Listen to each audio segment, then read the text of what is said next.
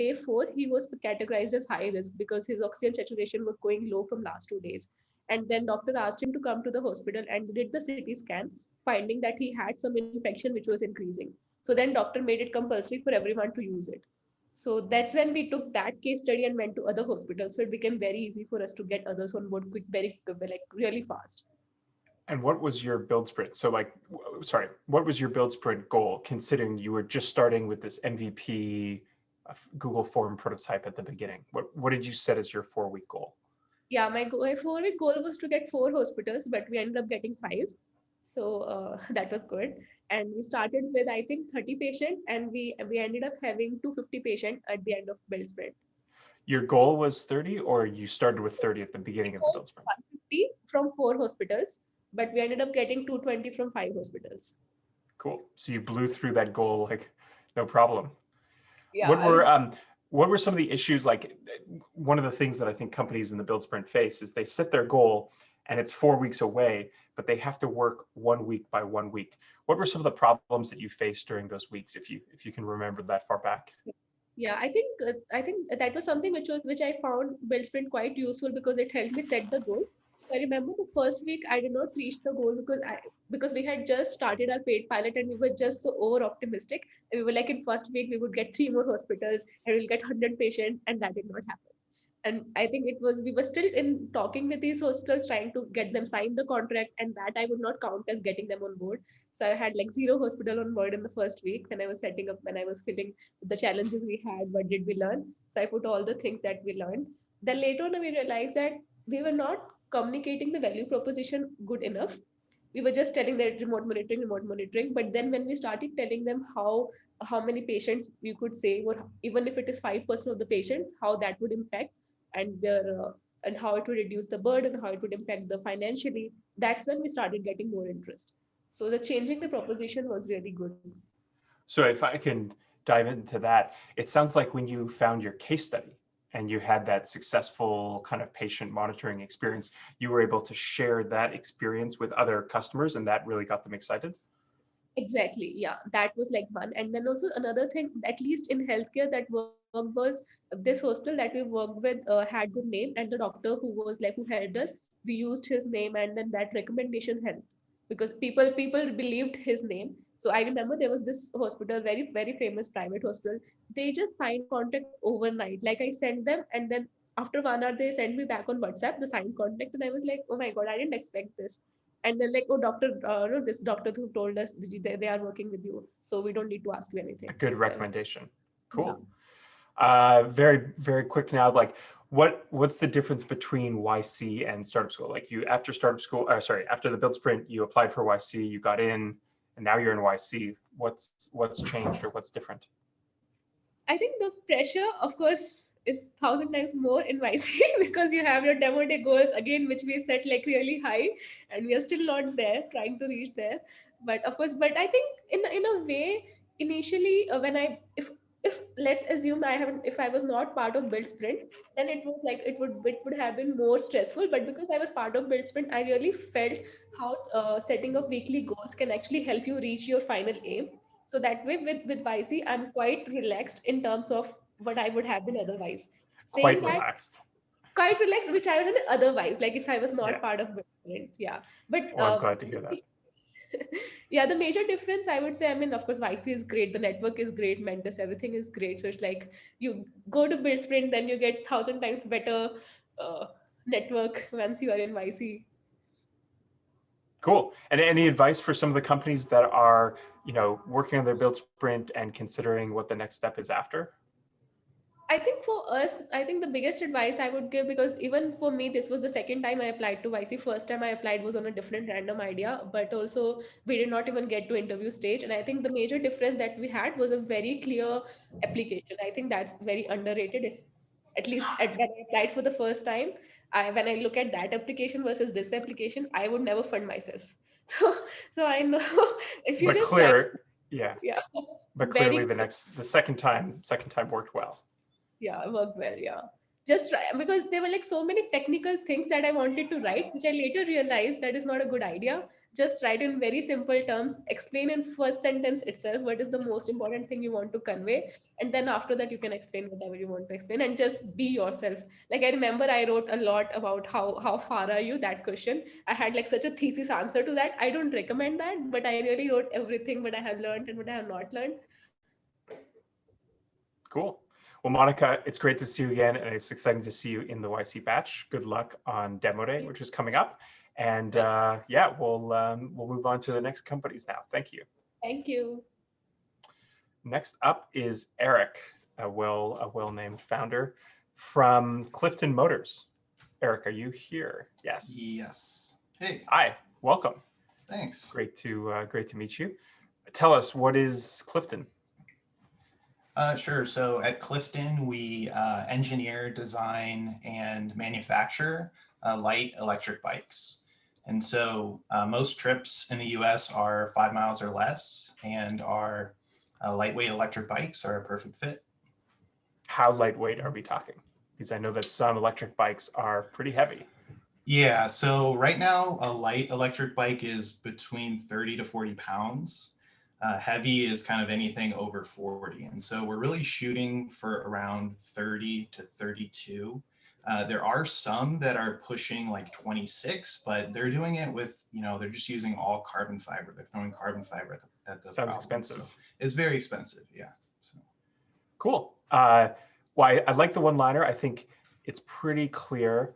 I think one thing that might be added is like, what's the benefit of especially for people who don't have an electric bike and they've never felt the weight of carrying this onto a train or onto a bus or something like that, like being able to explain why lightness matters so much for electric bikes. I think that would really help. Sure. Why do you think that light is so important? Yeah, I mean, I come from sort of a racing background. So I used to, race bikes growing up. And so for us, weight is everything. We do everything we can to, decrease the weight as much as possible to improve handling. So it's kind of obvious, for me, for that, weight is always something that you want to optimize for. Sure, but you're not racing with these bikes, are you? Yeah, so it's really handling. Another thing is just transportation. So lifting the bikes onto the bike rack can be an issue. Handling and sort of just ease of moving and lifting the bikes. I think part of it kind of depends on who you're targeting. Do you know who your target customer? Maybe a good question. First question is, what stage are you at? Are you shipping? Are you making these? Do you have customers? Yep. So we're still prototyping. So we're designing our own mid-drive system. So there's hub motor and mid-drive e-bikes. So we're building our mid-drive system from scratch, which we're testing right now. And so that's kind of where we are. We're hoping to launch this summer with a crowdfunding campaign. Okay. And what is your goal for the build sprint? Like, what do you want to have accomplished in 3 weeks or less? Yep. So MVP is the goal. Oh, okay, cool. And that's like a prototype or? Well, that was kind of my question that I wanted to ask you is about MVPs for hardware-based products. So, and essentially how close it needs to be to the final product, because the prototype we have now, the frame mount is slightly different than what the final product will be. The battery now is being attached to the frame, whereas the final product, they'll be internal probably to the frame. So I'm having a hard time reconciling, how close it needs to be to the final product. So here's somewhat of a kind of potentially wrench getting thrown into your gears, to use a bicycle gear. Yeah, we use gears. Yeah. I would actually propose a completely different build sprint goal. I would say that I have utter confidence in your ability to build this. I feel like a light electric bike is within, grasp of an engineer, someone technical. What I would challenge you to think about is, who in the world is going to buy this? Why? And the reason why I think that is so important is you can build a variety of different bikes. There are different combinations of components. There are different features that you can put together to make the final bike. There's almost an infinite combination, like looking at all the different kind of drivetrains and everything. I think you need to figure out who exactly the customer is, what problem they're trying to solve by buying an electric bike, and don't wait for the summer to do the pre-sale, I would start selling them now. Like, put another way, if you can't sell 10 bikes by the end of the build sprint, I would say your biggest problem is figuring out like how to find customers and who these customers are. You can always build the bike. Like I just met you, but like you exude technical confidence. I have no problem saying that you'll be able to build it. It's a question of like, what are you building? Yeah. So let me ask you this. So then the problem that I'm having with that, and I can go into what, and I've been talking to dealers all, across California and Michigan, and I actually did get a guy yesterday to, I showed him our prototype, and he's an independent bike dealer for a big mail order company. He literally said, he's like, wow, this is cool. I would buy one of these personally. So myself. when you hear that, don't let them off the phone say, okay, can you Venmo me the money now? Okay. Yeah, that's I'm not a good even one. kidding. That's a good one. I'm not even but kidding. yeah, I mean, I did plan what I said is. Let me just like, I'm not kidding. If Okay. he says or she says, I want to buy it, be like, great. How much would you pay? And they'd be like, oh, I'll pay $1,500. And you're like, great. Here's my Venmo ID. Send me the money. Yeah. And this forces them to. It's more than just talk. It's like, do they actually want it or not? Yeah. Monika was saying that she when she was making her like medical software, her first version was a Google Doc, and she charged hospitals for it. So if you think you're better than a Google Doc, then you should definitely charge for it. Okay. Because yeah, the problem that I was having with that is we do have some product shots of our previous prototype, but the components that we're using aren't exactly the same as what the final product will be. So I felt like selling that. When you were on the call, you didn't show him a photo, right? You just talked to him about it. No, he saw the photo on our website. Great. Well, he was ready to buy it. Yeah. So question answered. Okay. Yeah. No, yeah, you're right. I agree. So and then I was having trouble reconciling doing pre-orders like that with doing a crowdfunding campaign. So what if, and then I want to ask you about Pebble too, because like let's deal with that question first. So to do pre-orders or to do a crowdfunding campaign, they're not mutually exclusive. You can start taking pre-orders today. Exactly the way that I just said, just like getting people to Venmo you the money. Yeah. Okay. I'll do that. And you could always do a crowdfunding campaign later. In fact, my recommendation is to take pre-orders now, because then you'll learn what are the words, what's the marketing message, what are the images, what are the features that really sell, and you'll know definitively if they sell or not, because you'll have the money coming in. Then you take the feedback and the words and the marketing, and then you build the crowdfunding campaign. And your crowdfunding campaign will be 100 times better, because you'll have answered the question, what sells? Okay. Yeah, I can add, I'll add the pre-order option to our website. I was having some. Yeah, don't add it to your website. I think your first customers are all going to be sold over the phone. You're going to have to pick up the phone and talk to them. And that's how you're going to get the sale. Your website is going to help you do it, but you're probably going to have to manually do the sale yourself. Okay. Okay. So you're saying take pre-orders, but through email or through the phone, just direct sales essentially. Yes, absolutely. Okay. Okay. How many sales do you think you can get in the next 2.5 weeks? Considering you're going to go and phone this guy that you talked to yesterday and make your first sale today. So how many sales would a sale count? Would like a pre-sale, I know some companies do kind of pre-sales or like intent to purchase. Is that a similar type? Well, no, you want the cash up front essentially. Yeah. I mean, some amount of cash. Maybe it's not all, but some. Yeah. Okay. Yeah. So how many? You didn't give me a number. How many do you think you could sell in the next 2.5 weeks before the end of the build sprint? Well, you said 10. I just made that number up. It could be 100. 100 would be much better. How much do they cost? How much is each bike? $1,500 is retail. I nailed it right on the head. Okay. How many? Well, I guess I'll shoot for 10. Cool. Well, you're almost at 10% of the way there. Hopefully we'll check in a week or two, and you can always tweet at me and tell me how it's going. I'd love to hear. Okay. Cool. Well, Eric, great to meet you. Thanks for talking about Clifton. And next up is Deepak from Habitate.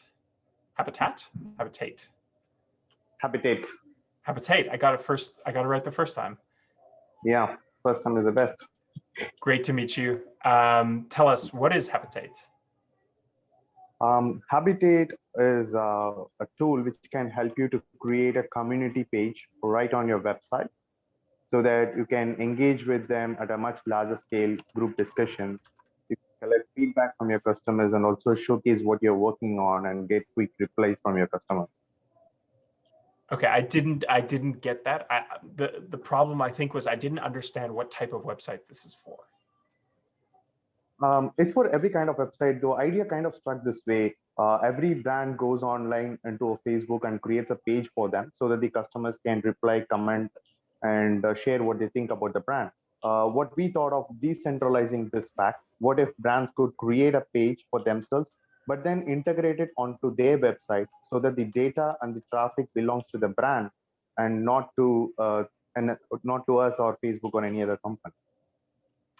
Got it. So to put it another way, you're adding community features like a forum and feedback to any e-commerce website, or what type of website is this for? Any e-commerce, any SaaS tool.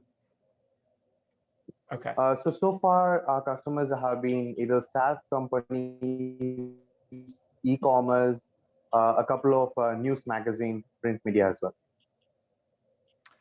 And how far along? What stage are you at right now with Habitate? So the product is out. We have been used by 14 brands so far, and we are at close to an $8,000 ARR. Cool. Congratulations. That sounds quite impressive. What is your goal for the build sprint? For the build sprint, we spent somewhere close to $1,000 of MRR. That was our goal. We are almost getting there. So probably we might have to think a little higher. Okay, cool. You have to double one more time to get to that goal, but I'm sure it's close by. Double, okay. Well, I mean, you said you're at 6K? Yeah. You're at 6K ARR. You're close to 8K. 8K. Oh, cool. Awesome. So how can I help? What's the question that you're dealing with right now? What are you in the middle of? So two things. One is related to fundraising. So we are thinking about how do we go about and value a company that's early in revenues.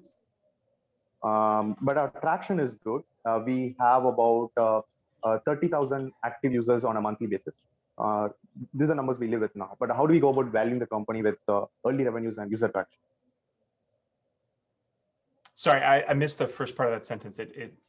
How do you go about valuing the company in terms of fundraise when it's an early revenue stage? Got it. Okay. So you're talking about fundraising from angel investors, seed investors? Yes.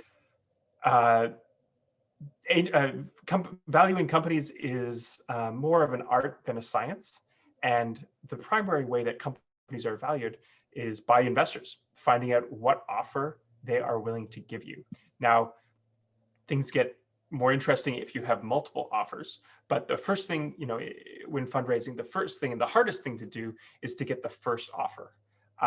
Most investors use their own, have some internal formula for how they value the company. Some do it based off of progress. Some do it based off of the ultimate size of the opportunity, the long-term opportunity size, like the total kind of market opportunity. And then oftentimes companies are valued based on the founders, like who are you? What have you done? What have you accomplished? What are some of the impressive features about your personal story or your background? So there's a variety of different ways, but honestly, at the end of the day, the true price of your company is whatever an investor is willing to offer you. You may have ideas in your head about what you should be worth, but unless you have an alternative to raising money, i.e. you are profitable and you don't need investors' money, that's ultimately the only kind of way that you can negotiate with investors is the alternative, which is not taking the offer on the table. So when going into the fundraising process, I wouldn't fixate on the valuation, since ultimately you're kind of at the whim of the investor. You're waiting to see what offer the investor will make to you. The best thing you can do in order to control your valuation and to control your destiny is to not need money from investors. And I say that as an investor myself. Like, the only way that you will get a higher valuation is if you do not need investors. Right. Okay. The other question was regarded to sales. I have no relations in the B2B industry, right? And with Habitate, the idea is to now, as in with respect to product roadmap, we need to decide whether we're going to go for a self-serve model or is it going to be sales approach. So for all the clients that we have attained has been through sales process. How much is your monthly, how much do you charge customers per month? There are two plans. The basic pricing starts at, we are a freemium model. There is a free version of the product for people to sign up. But the higher plans goes up to $600 a month. Okay, so I was going to say, it kind of depends on how much you charge. If this is a freemium product that has, you know, a conversion fee of $50 a month or $100 a month, it's hard to say that you can. It's hard to imagine having sales reps selling a product like that. Mostly sales reps help with products that are $500 to $1,000 per month or more. Yeah. You can't really sustain a sales force with less than that. So if it but my question is more in the. But my question is more in the first day. I mean, in the terms of scaling, it doesn't make sense when your product doesn't make sense. But in the initial, for all the 14 customers that I got on board are through direct sales. So the product was not published online and people didn't sign up for it. So it is actually me emailing them or talking to them over the phone. I think, like, there's a great essay by Paul Graham, which is called "Do Things That Don't Scale." And that's exactly what you're doing. You're doing it right. Like, this may not scale, like your long-term sales model may not be this manual, but at the beginning, you're doing the exact right thing, doing manual sales, phoning people up, sending them email, getting them one by one to start using your products. So that's totally normal and totally correct. So when do you know that you need to switch gears? You'll be able to switch gears later once you, like, either there's two ways that you could fix this. You can either raise the price so that you're earning more per customer, or you can figure out a way of creating software that replicates the kind of the manual process that you're doing, but automatically with software. Right. Cool. Well, Deepak, thanks very much. We got to move on to the next person, but I really appreciate you coming on and talking about Habitate. Good luck with the build sprint goal. Hope you get to 1K MRR. Thank you. Bye all. Next up is Enzo and Jamie from Earnr. Hi, Eric. Are you here? Hi. Yes, Enzo, hi. Great to meet you. Is your co-founder here as well? Yeah. Can you see me? Yeah. Hey, Jamie. Tell us, what is Earnr? Yeah, Earnr is a finance and tax app for side hustlers in the UK. And we automate a side hustler's yearly tax return by connecting directly with their bank accounts, which saves them money and stress. Okay, and what is your definition of side hustler? Because I think different people may have different definitions of that. So a side hustler is anybody that earns supplemental income. So in addition to a full-time job that has another income stream. So this ranges from Etsy sellers to somebody delivers food on Deliveroo. And people pay tax on that? So in the UK, they have to pay tax if they earn more than £1,000 a year. And it definitely should do that. Yes, I totally. Yeah, exactly. Okay, so it's not full-time job. It's not someone who's driving for Uber full-time. It's someone who's doing this as their side job. I probably would. Yeah, I probably would make that a bit more clear in your one-liner. Maybe saying something like, "We're a tax app that helps people who have a second job, like driving for Uber or running an Etsy store, to file their taxes at the end of the year." Right. Yeah, that's helpful. To automatically file their taxes at the end of the year. Yeah. Cool. So what stage are you at right now? So we are pre-MVP. So our build sprint is focused on onboarding our first user to our MVP. And at the moment, a lot of our time is focusing on talking to customers and building the product. Great. Why only one customer? So there's a lot of stuff that we need to do to actually be able to onboard a customer because of the regulations when it comes to seeing someone's bank account transactions in the UK. Why are there, I mean, you have 0 customers. Do you have to worry about regulations right now? Like, remember how Plaid got started? Plaid got started by stealing people's credit card information and logging into their account and scraping it. I don't think they got approval for that from any regulator. No, that's true. That's why do you think you're so much more special than Plaid? Plaid, for everyone else in the call, it's another, like, now I think it's getting sold for $10 billion or something like that. So, like, do you think you're better than them? Definitely not. Well, we're using Plaid, so 100% we're not better than them. So why do you even need approval? If you're using Plaid, then what's the issue? In the UK, using Plaid is, I think, slightly different than in the US. So we can't do certain things in accordance to Plaid until we have a license. But okay, I think according to your point, there's is the issue that you can't get Plaid access before the end of the build sprint? Yes. Yeah. Okay. Why don't you just get them to give you their bank account login information? Yeah.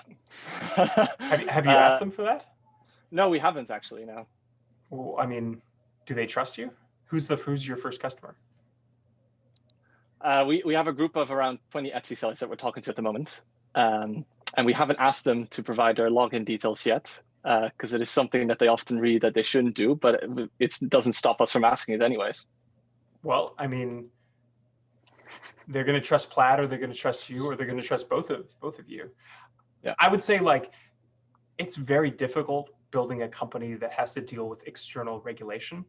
But if you do have to do that, then just, try to cut down the barriers that are stopping you from getting your first customer. And obviously you have to do it carefully, and you have to do it securely, and you have to build trust with your customer base, but, like, you got to move fast. You can't afford to wait for other people.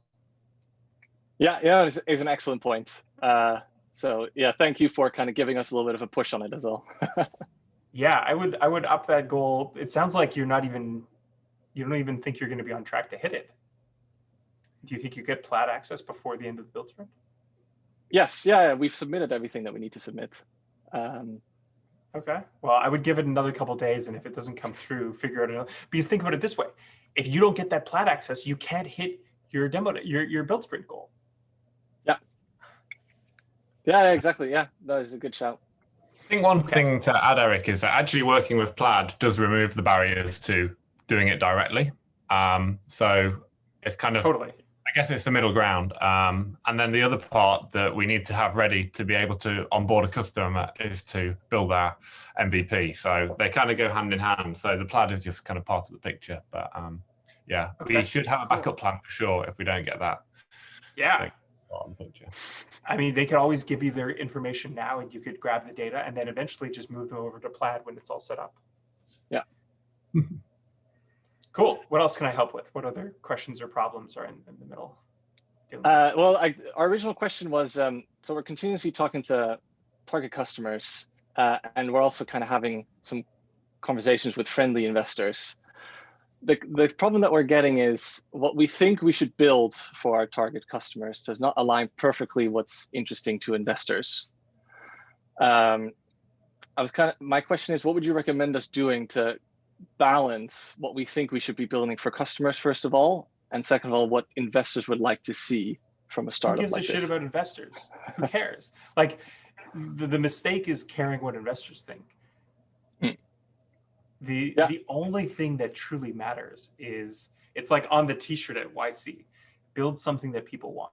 And in this case, it's like users and customers. Investors aren't side hustlers. They don't have that in Etsy store. They don't drive for Uber. What the hell do they know? Like, go after the customers, make them happy.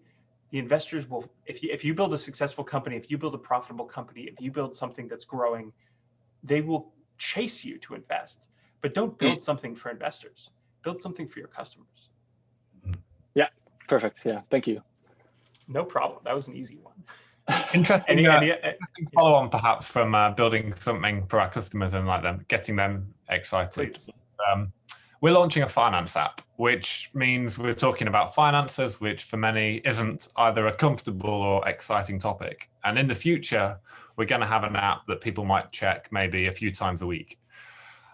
Have you got any insights that things you've observed in your experience in wearables that people check every few minutes potentially, that you've seen applied outside of that space that we could maybe apply in the finance world?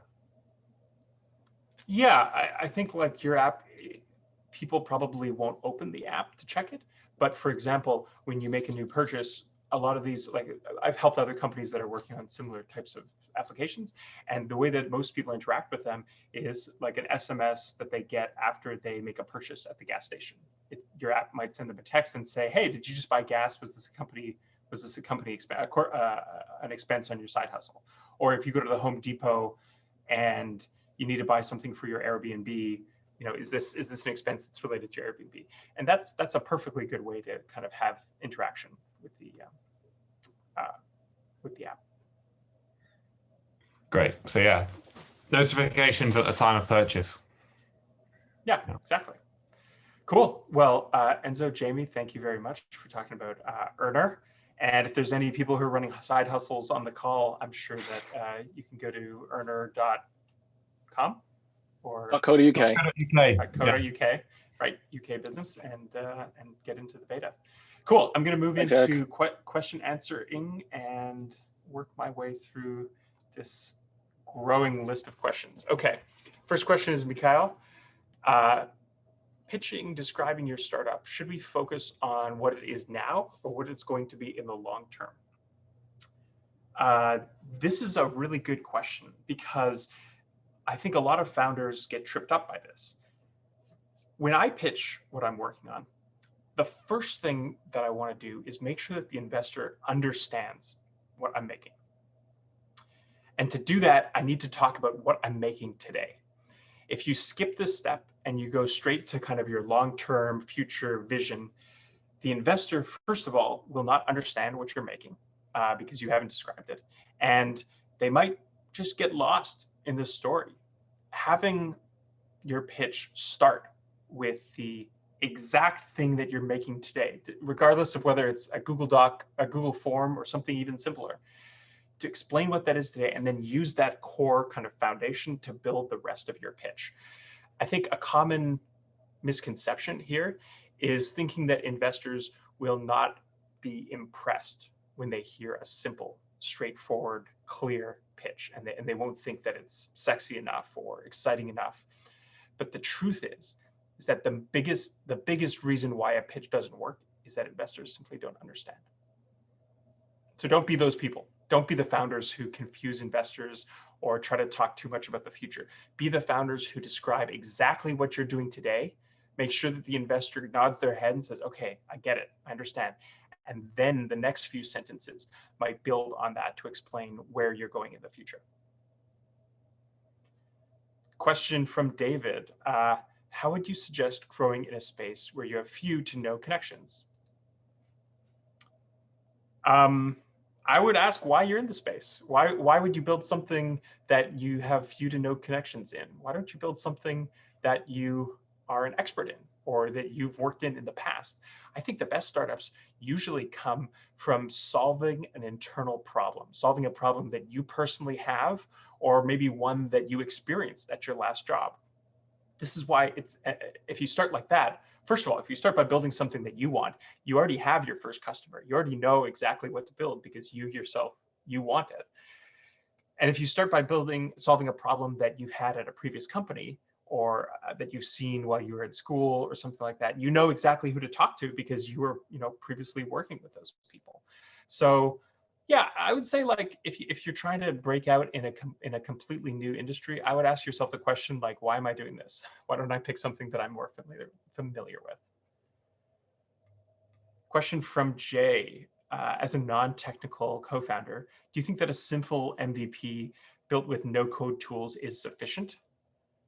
I think you know what my answer is, Jay. I mean, I've talked about this several times during the call already. Yes, absolutely, yes. Just listen to what Monika said. She said her actual shipping product that she charged hospitals for was a Google form.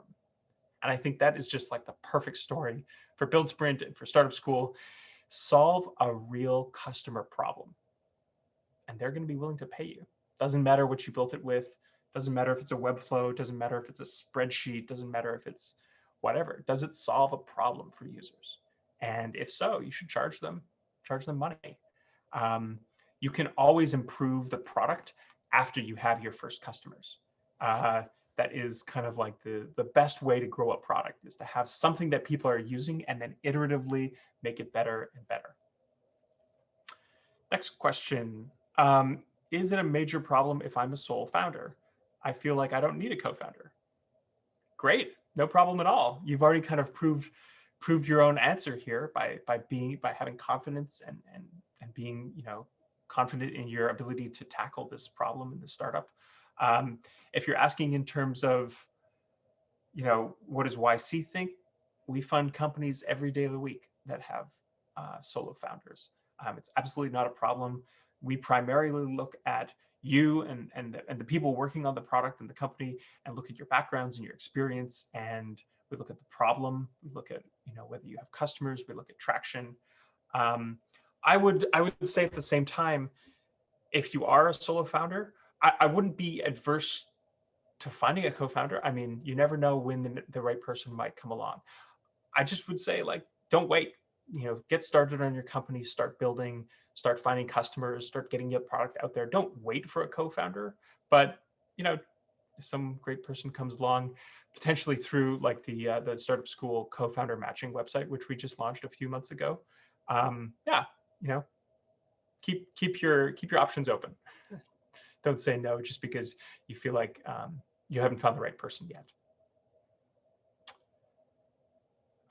Next up, Austin. Is it problematic to launch the free version of your product and then later add in premium features that will require a subscription? No, this happens all the time, primarily in consumer products. There are a number of kind of cool consumer products that are popping up these days. This happens all the time. You may launch a free product and then have filters or have packs or have additions to the product that you can add in as a subscription. I would say that for SaaS products and for enterprise products and for more of like a professional product, these tend to start by being paid products because they have a very specific problem that they're solving. And in those cases, I would probably start by making it paid right from the beginning. I find that you get better users, better feedback from these users, people who are less annoying with support requests, because they're kind of professional and they understand that there's like a specific problem that they're trying to face and that they're willing to pay money in exchange for solving that problem. Josh asks, for B2C companies, how do you determine when to show a prototype to users on your way to an MVP? I guess it depends on the product that you're building. Josh, are you here on the call? Let me see if I can find you.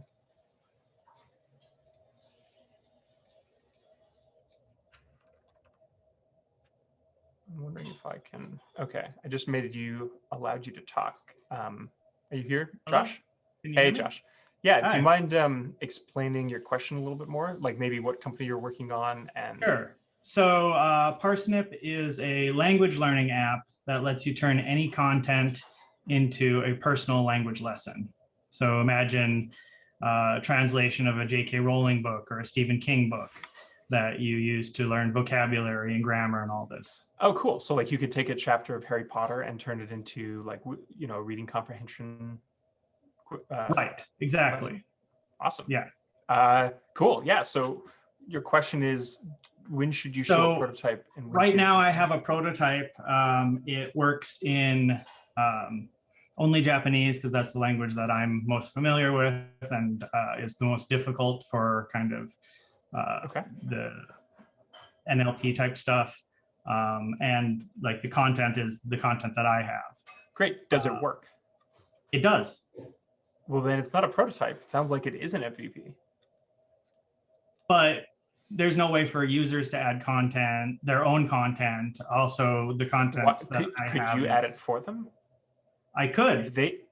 Well, then it sounds like it's done. Why don't you like, I think I answered your question. I wouldn't show someone a prototype. If I was going to someone who's learning, it's for learning Japanese, right? Sure. Is that what the product is for right now? It's to help people learn Japanese? Well, it supports 17 languages.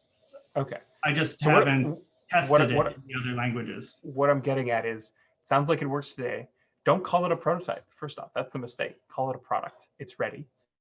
And it just so happens that the onboarding process is via Josh. So for people to start using it, they have to email which book they're reading or which chapter they're in. And you can like download the ebook, copy the paragraph, copy the chapter, and shove it into your software and send them a link. Sounds done. Okay. What about for like, if I wanted to start getting users online, like, should I create a marketing site or just do a post that describes it in a couple of screenshots, maybe? Both. I would say like, here's the link, and you just choose which book you want, and then Josh will send you an email with a deep link into the product. Okay. Yeah, you can do that today. And what about like bugginess and stuff like that? Just let them know, hey, this is. No, don't even tell them. Like, let them report the bugs to you. Okay. Yeah, sounds awesome. If there's anyone on the call who's interested in learning a new language and needs some reading comprehension quizzes, feel free to ping Josh. Yeah, please do. Okay, we got another question from another Josh. I don't think it's the same Josh. Do you check build sprint entries when evaluating YC applications? Some questions there. Are they key for? Okay, the answer is no, not particularly. The build sprint entries are for you, in almost 100% entirely. They do appear on your YC application, but they are not the primary things that we look for. The primary things that we look for are the main questions on the YC application. Mad Labs asks, what kind of due diligence should a startup perform on an angel investor? This is extremely important. So the kind of basic due diligence that you should do is ask the investor. If you don't know anyone, first off, if you know someone who has already taken investment from that investor, ask them. Just email the person and say, hey, what was your experience like with this angel investor? Let me warn you though. So in my opinion, a class A investor, angel investor, is someone who makes you an offer, doesn't negotiate too much. When you agree on the terms, they sign the deal within a couple of days, and within a week they wire a check, and you may never hear from them again. That is an A class investor. There's worse investors than that, and there's better investors than that, but that's like a pretty damn good investor. So keep that in mind, that, you know, when you're looking for an angel investor, you know, that's kind of the ideal investor. What I would be looking out for in my due diligence is investors that constantly send you email, try to interfere with the process, take a lot of time to sign paperwork, negotiate too much, that kind of thing. And the way that you find out is you actually ask the investor, hey, could you give me some references? Could you introduce me to 2 or 3 founders that that you invested in before? And they probably would be happy to introduce you, because if they are like an angel investor in the startup community, I'm sure they've invested in other startups, and presumably they have some people that they could introduce you to. If they don't, that might be worrying. You might have to do a little bit of due diligence to find people that they've invested in. But honestly, they might just be new at it, and it's not their fault that they don't have anyone yet. So you'll have to balance that. Ishan asks, if we decide to pivot in the middle of the build sprint, should we change the goal for the first week, or should we complete the build sprint then pivot? Oh, if you want to pivot away. There's no stopping you.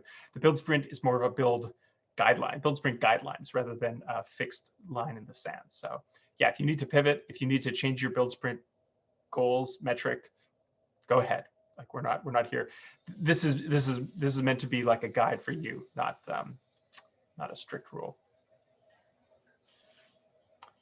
Joe asks a lot of questions. Let me start with the first one. What is the best way to find, approach, and persuade decision makers to partner with you and to subsidize your product or service? Think educators subsidizing skills bootcamp courses. Honestly, I probably wouldn't partner with people in the early stages of a startup.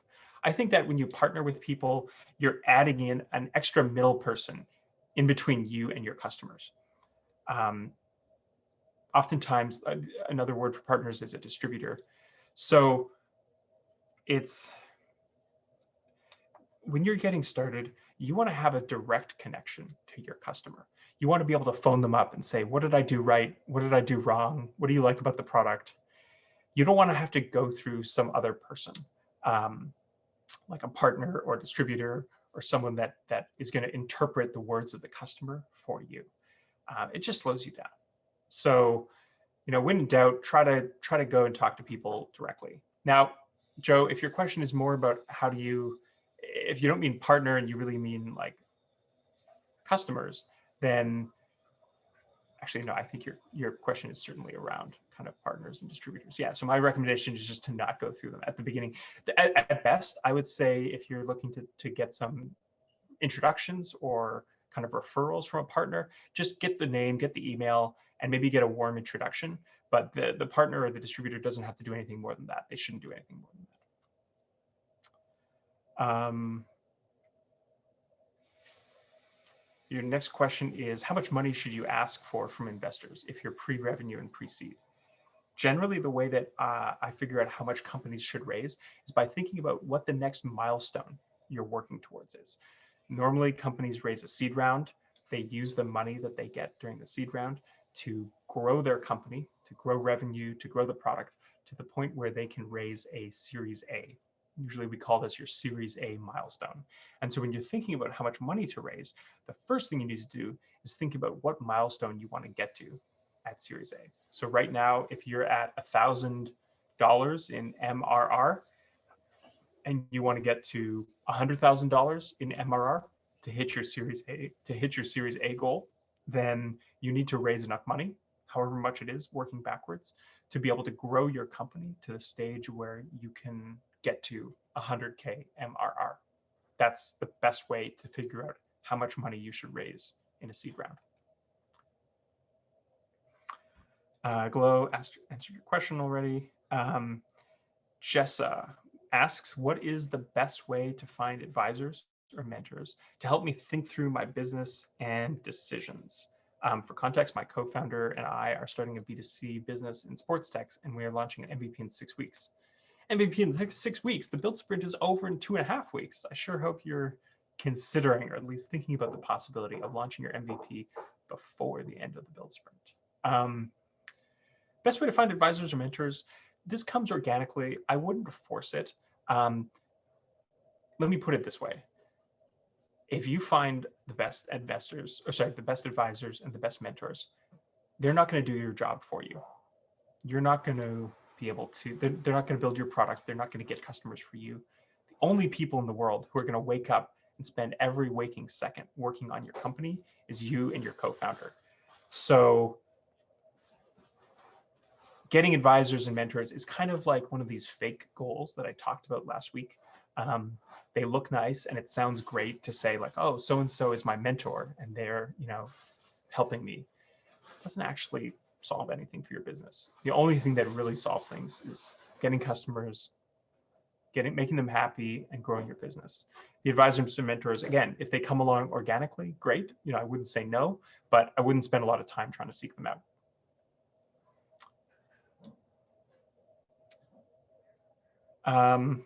Well, okay, we're almost taking over time. If you got to go, you got to go. I'm not going to stop you, but I'll answer a couple more questions. Jan asks, what do you think startup what do you think? Why do you think startup labs are not more popular? Seems like a good system to minimize individual risk. These were really popular in the 90s, like Idea Lab, and I would say the primary reason they're not more popular is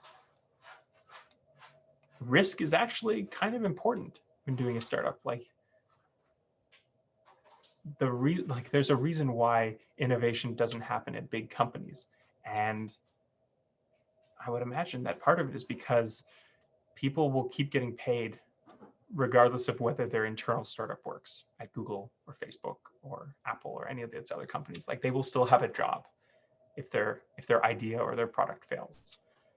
But at a startup, you won't. Like at a startup, you're risking it all. You're putting it all on the line, and that sort of fear, that sort of kind of danger, certainly makes you work harder, and it makes you, I think, a little bit more creative. I think that if there's too many kind of guardrails, it makes it easy to kind of like not put everything you have possible into the startup. And I'm not saying that that's required. I'm not saying that, don't interpret this as saying like, people who you have to take risk in order to do a startup. You don't.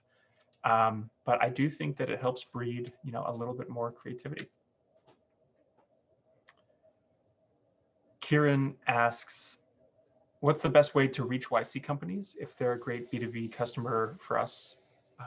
Yeah, the best way to do it is just to email them. Like find the email address of the founders and email them to write a custom, well-crafted, direct personal email, not a form letter, not a MailChimp, not a marketing drip, just like text in the Gmail email box and short. So maybe like 2 or 3 paragraphs, very direct question. Do you want to use this? Yes or no? Is this useful to you? Is this a problem that you might have? And send it off. But it's kind of a numbers game. Like not everyone's going to respond to your emails. You may have to send a couple of these before you get your first response. But there's no trick. It's the same as all other types of companies. Okay. Last question. Let me pick one here.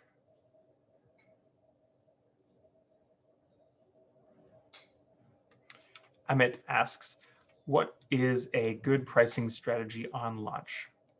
It kind of depends on your product. Let's see if you are here. Amit, are you on the call?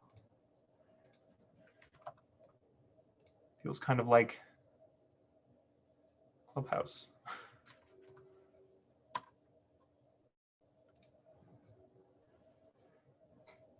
Amit, are you here? Hi. Hey, Eric, how are you?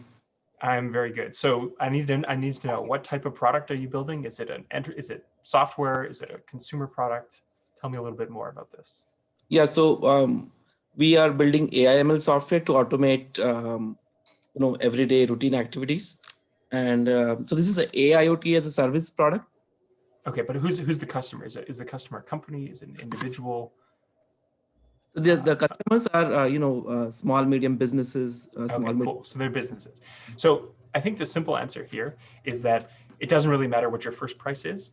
If you're providing value to your customers, if you're solving a problem, you can do 2 things. One is you can find other customers that also have this problem and change your price.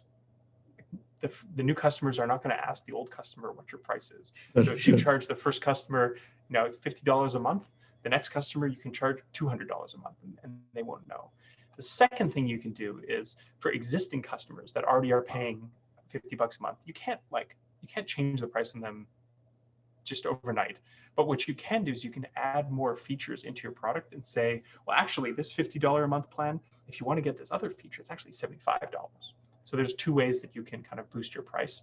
And really, I'm just trying to say, like, don't worry too much about the launch price. Just put some number on there and get someone to pay you something. You will have some options later. Now, this mainly applies to enterprise, SaaS, B2B companies. For B2C companies, there's a few separate rules, but yeah, might have to get into that at a later time. Cool. Thanks. That works. Yep. No problem. Well, thanks everyone. It's great to see you. I'll be here next week, same time. Bring your questions. And I'm excited to see how your build sprint progress goes in 1 more week. Thanks, everyone. And yeah, see you next week.